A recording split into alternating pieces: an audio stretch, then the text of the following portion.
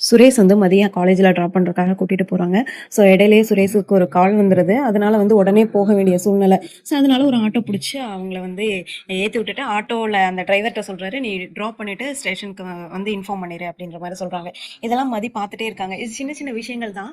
ஆனால் வந்து டேரக்டர் எவ்வளோ அழகாக மூவ் பண்ணி கொண்டுட்டு போகிறாரு அப்படின்றத பார்க்குறப்ப ரொம்பவே ஹாப்பியாக இருக்குது.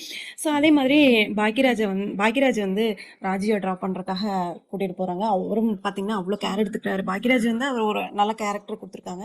செம்ம சூப்பராக பண்ணிட்டு இருக்காரு. ஸோ அந்த ஒரு பொண்ணுங்கன்னு வரப்ப நல்லாவே ஹெல்ப் பண்ணுவார், சொல்லவே வேணாம். ஸோ ராஜி வந்து பக்குவமாக போய் இறக்கி விட்டுட்டு வாட்டர் பாட்டிலெல்லாம் வாங்கி கொடுக்குறாரு.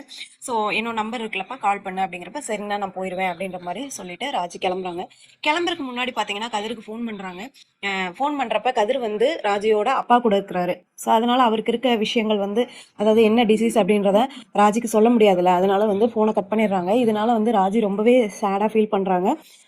ஸோ போக போக ராஜி புரிஞ்சுக்குவாங்க அப்படின்னு நம்ம நம்பலாம். ஸோ நெக்ஸ்ட் ஒரு சூப்பரான எபிசோடில் நான் உங்களை பார்க்குறேன். பாய்.